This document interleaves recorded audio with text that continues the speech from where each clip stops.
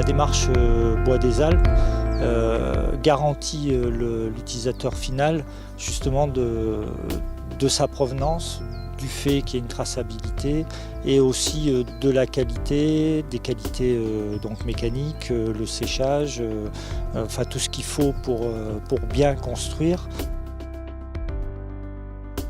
Aussi, dans cette certification, il y a la certitude de faire travailler aussi des acteurs locaux du territoire. C'est-à-dire que, du coup, quand on parle de circuit court, c'est vraiment de la forêt jusqu'à la maison qui est construite, on réduit au maximum les circuits.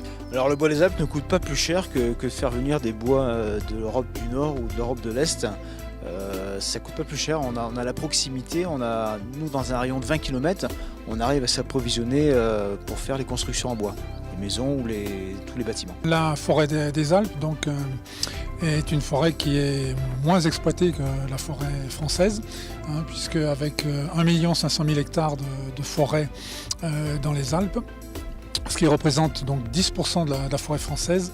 Il n'est exploité chaque année que 1 700 000 m3, ce qui ne représente que 4% de la récolte française. L'intérêt, c'est que le bois qui est exploité ici puisse être utilisé localement.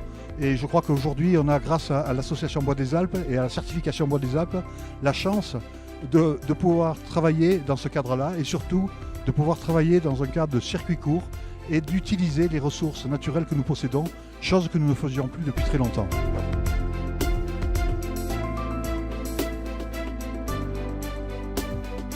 Il y a 3 grands types de forêts en France. Il y a d'abord la forêt domaniale, c'est propriété de l'État, donc là c'est géré directement par l'ONF. Bon, c'est l'État qui décide de ce qu'il veut faire de ces forêts. Ensuite, vous avez les forêts publiques, mais qui sont propriété des communes. Donc c'est ce qu'on connaît le plus communément sur nos secteurs. Et puis ensuite, il y a la forêt privée. Alors, la grande particularité de la forêt privée, c'est qu'il y a des surfaces qui sont à peu près à l'identique de la forêt publique, les forêts communales. Par contre, la forêt est très morcelée. Chaque fois qu'il y a un propriétaire qui décède, qu'il y a une succession qui se met en place et tout, c'est encore des parcelles de forêt qui se divisent et tout, à tel point qu'on arrive à des contextes aujourd'hui où il y a des maires ne connaissent même plus qui est propriétaire de telle parcelle ou telle parcelle. Oui, la forêt des Alpes se distingue de la forêt française. La forêt française est aux 2 tiers feuillus et 1 tiers résineux, alors que la forêt des Alpes comprend 60% de résineux pour 40% de feuillus. Donc c'est essentiellement des bois résineux, donc avec un étagement altitudinal, le hêtre en bas feuillu, puis le sapin, et puis les pins à crochet et les mélèzes en partie haute. Et donc dans les Alpes du Nord, donc l'épicéa et le sapin, et dans les Alpes du Sud, donc le mélèze et les pins essentiellement. Et donc pour le massif des Alpes, les produits récoltés, c'est 90% du résineux.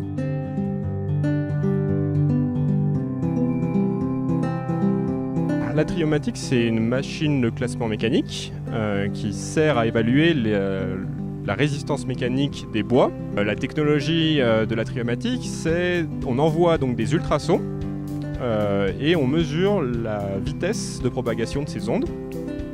Et c'est corrélé donc au module d'élasticité et donc à la résistance mécanique de ce bois. Ballon aérien, à hélium, voilà. C'est une technique donc pour le moment qu'on expérimente. Ce n'est qu'à l'état de maquette, mais qu'on va industrialiser. C'est un croisement de le débardage par câble et le débardage par hélicoptère. L'hélicoptère qu'on n'utilise plus pour des raisons de coût. Et donc essayer de trouver une technique qui soit rationnelle et qui soit respectueuse de l'environnement et du multi-usage de nos forêts. Avec ce label, il nous est imposé de séparer les bois qui ne sont pas bois des Alpes et bois des Alpes. L'intérêt d'utiliser du bois local, c'est dans un premier temps de valoriser nos forêts qui sont magnifiques et dans un deuxième temps, c'est de limiter l'impact de pollution due au camion. Les transports sont limités. C'est en circuit court. Les charpentiers, l'exploitant forestier, les scieries sont tous regroupés vraiment à proximité.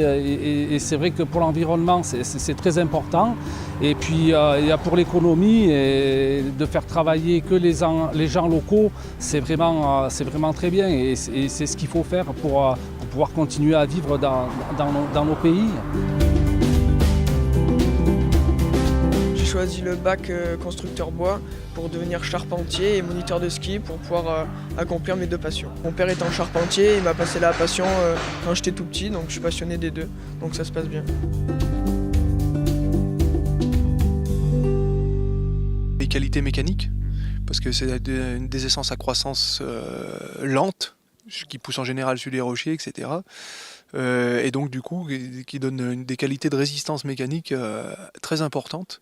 Et puis c'est à d'altitude, voilà, quoi. Des bois qui ont vraiment des particularités, justement parce qu'ils poussent lentement. Alors le bois des Alpes, de par ses propriétés mécaniques élevées, permet une utilisation dans tout type de mode constructif, que ce soit en système d'ossature bois, en système poteau-poutre ou en charpente traditionnelle, ou également par une transformation en lamellé-collé pour des bâtiments de longue portée. On évoque souvent le fait que le bois permet de stocker du CO2, le CO2 qu'il a capté pendant sa croissance.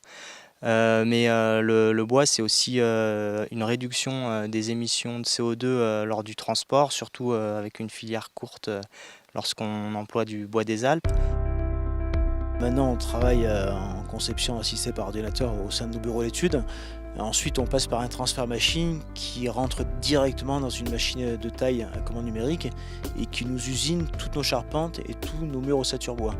Donc on préfabrique un maximum de choses à l'atelier pour gagner un maximum de temps sur le chantier.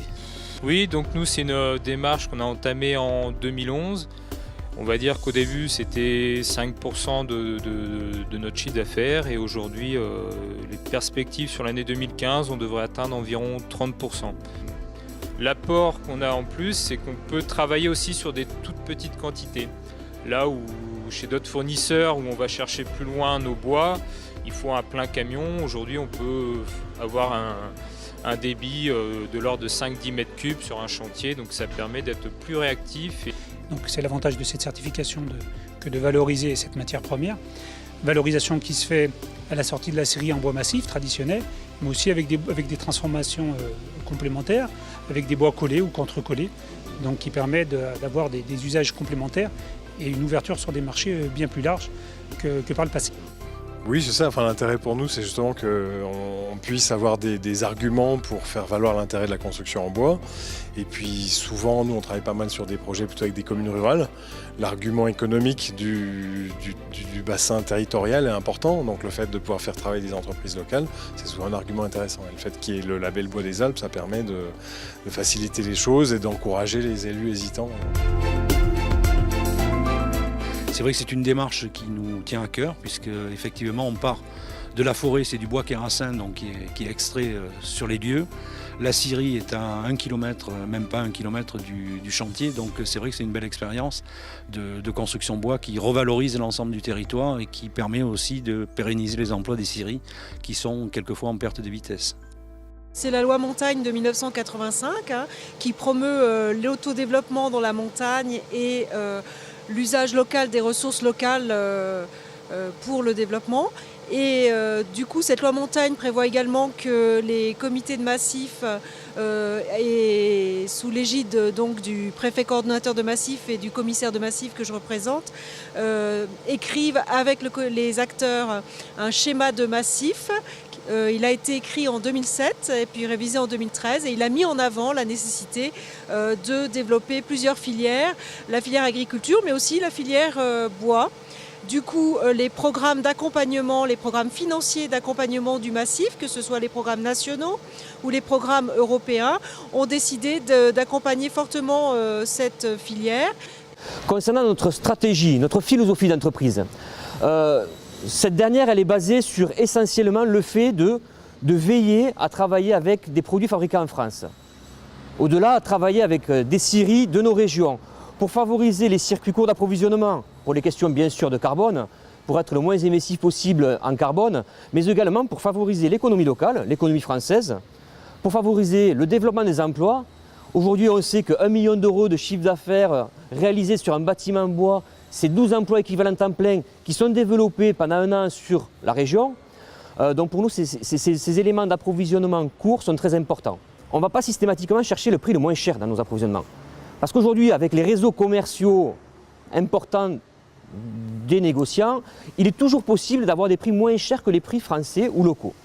Notre philosophie ne se base pas sur ça. Nous, on s'efforce de créer de la valeur ajoutée au niveau du bureau d'études, en investissant sur de la matière grise, et également après sur nos équipes d'ateliers où on préfabrique, on préassemble au maximum nos éléments de murs, de panneaux toiture, pour être après le plus rapide, le plus efficace possible sur chantier.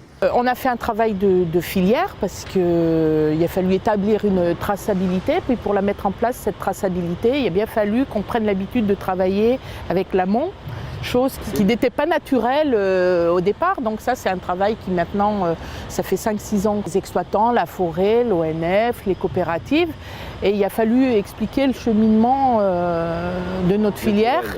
Et maintenant, on arrive à travailler, on fait un travail de filière. Et ça, vraiment, c'est très important aujourd'hui parce que si on ne forme pas des groupements, si on ne travaille pas ensemble, on n'y arrivera pas. On est assommé par la concurrence, il faut qu'on arrive à fournir des produits beaucoup plus finis.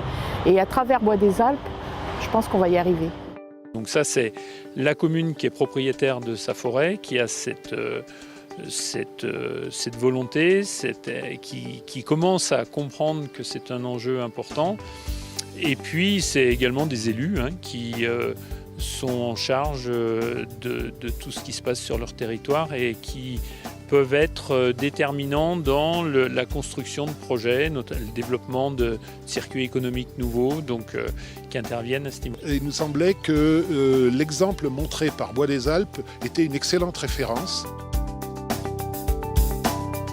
On a fait le choix du bois parce qu'on est en montagne, on est dans une région où les mélèzes abondent. L'avantage immédiat, c'est que la période de construction en montagne comme ici, c'est 4 mois. Le reste du temps, il y a de la neige. Donc la construction en bois permet de faire de la préfabrication en atelier, en plaine donc, et puis de consacrer les 4 mois non pas à la fabrication, mais juste à l'assemblage.